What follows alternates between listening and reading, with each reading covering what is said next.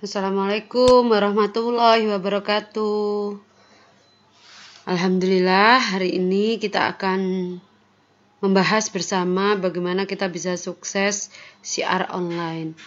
Sebelumnya kita harus tahu mengapa sih kita memilih syiar online sebagai bentuk ikhtiar kita untuk percepatan rezeki kita dan juga percepatan kebaitullah.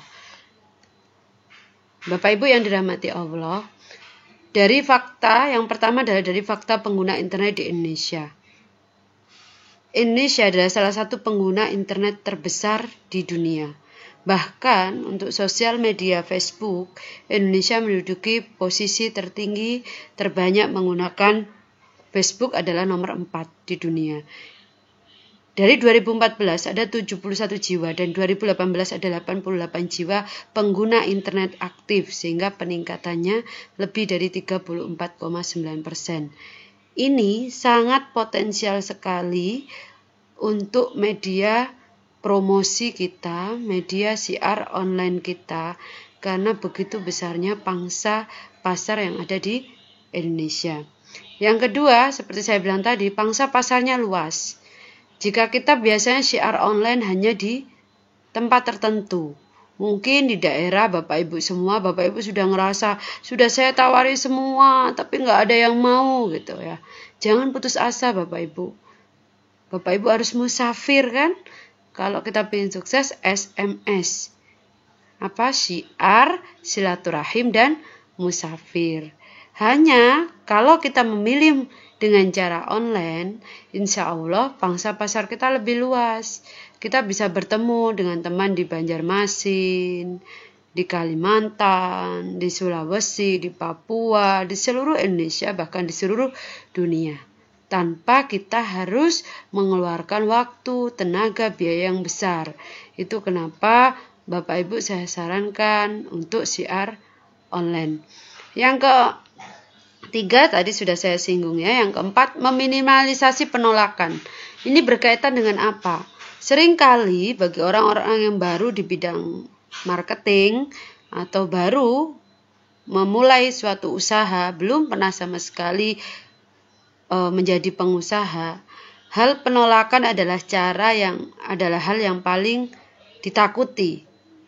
Padahal kalau kita ingin sukses, ya kita harus berani dengan penolakan. Nah, media sosial ini cocok sekali untuk kita bisa belajar. Karena dengan media sosial atau dengan internet, kita nggak ngejar-ngejar orang. Ya, kita nggak nyebar brosur, kenalan. Mungkin bagi kita yang awal orangnya pendiam, baru pertama kali memulai usaha, susah sekali komunikasi dengan orang karena biasanya kerjanya sudah tugasnya itu gitu ya, di meja setiap hari melakukan seperti itu, teman hanya segitu. Nah, harus memulai usaha itu pasti butuh proses. Nah, kenapa Bapak Ibu bisa mencoba dengan cara online? Kalau dengan cara online, biasanya orang yang mengejar informasi ke kita, bukan kita yang mengejar orang tersebut. Terus bisa dilakukan di mana saja. Selama Bapak Ibu pegang handphone atau PC atau laptop, personal komputer yang terkoneksi dengan internet, Bapak Ibu bisa melakukan di mana saja. Tidak terjebak macet, banjir, jadi mungkin Bapak Ibu harus silaturahim door to door ke satu orang, butuh 4 jam ngomongnya. Perjalanannya sendiri 4 jam, 8 jam sendiri hanya untuk satu orang. Nggak efektif sekali. Nah, ini bisa secara efektif. Biaya relatif murah. Murah karena nggak perlu ini ya, Bapak Ibu iklan. Coba kalau iklan TV, iklan radio berapa gitu ya. Kalau iklan di media sosial hampir rata-rata gratis tapi hasilnya maksimal. Terus bisa dilakukan yang sedang part time atau tidak bisa full syiar. Mungkin Bapak Ibu kerjanya dari Senin sampai Sabtu. Dari pagi sampai sore, pulang sudah capek gitu ya, sudah ngurusi keluarga. Nah, jika dengan cara syiar online, Bapak Ibu bisa melakukan di mana saja. Mungkin Bapak Ibu pas di kantor jam 1 istirahat jam 12, Bapak Ibu jenuh, Bapak Ibu bisa melakukan dengan cara syiar online ya. Itu kenapa kita harus memilih cara online. Nah, apa saja yang buat untuk kita bisa sukses di online atau internet? Yang pertama, Bapak Ibu dengan cara sosial media. Sosial media itu seperti Facebook, Instagram, YouTube ya, pet dan lain sebagainya. Yang kedua, Bapak Ibu bisa membuat blog.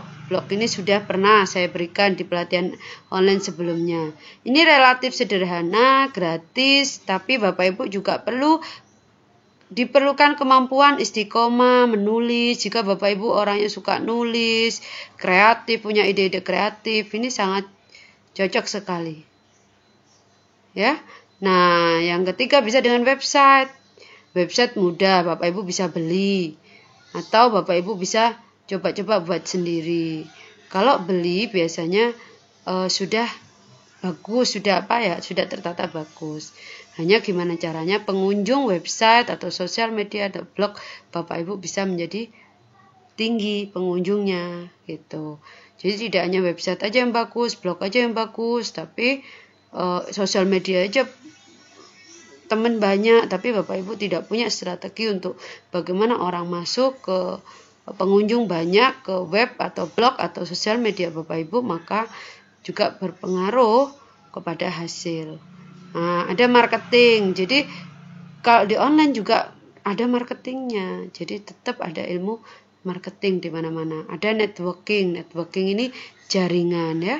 Jadi Bapak Ibu akan terkoneksi dengan jaringan yang begitu besar. Ada viral. Viral ini seperti nyebar gitu ya, menyebar begitu pesat.